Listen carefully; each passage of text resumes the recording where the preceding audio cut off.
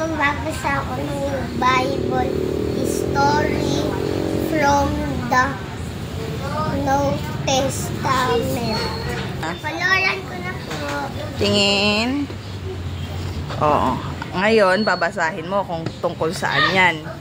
Okay. Oo. Ipinanganak si Jesus.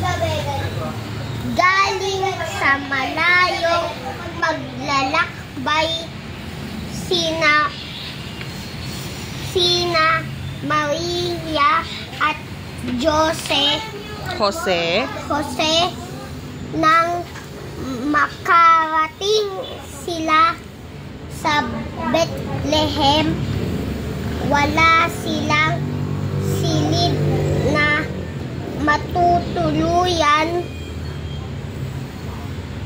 Manganganak na si Maria nang susuko na sana sila, tinulungan sila ng kasera, hinayaan nitong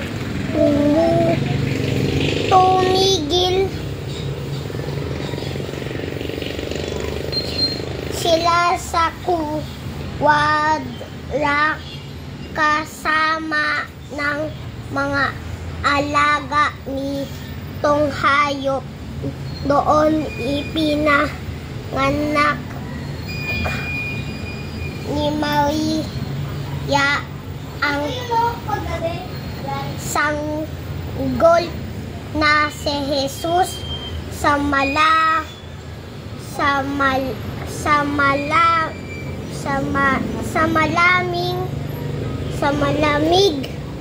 na gabing iyon. Inilagay nila ang sanggol sa saban kung saan kumakain ang mga hayop. Nilagyan nila ng malambot na dayami ang palibot niya upang hindi siya ginawin.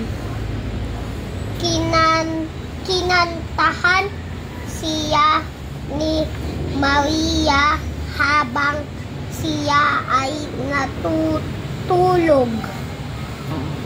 Tungkol saan daw yung kwento? Yung pinanganak si Jesus. Saan siya pinanganak? Sa may mga ng hayop nila. Anong tawag doon? Farm. Farm? Baka si Alice Guo yan. Sa sabsaban. Ayun o, ipinanganak ni Maria ang sanggol na sa malamig na ilagay nila ang sanggol sa sabsaban. Oo. Yan yung picture. Asan dyan si Jesus? Ito. Okay.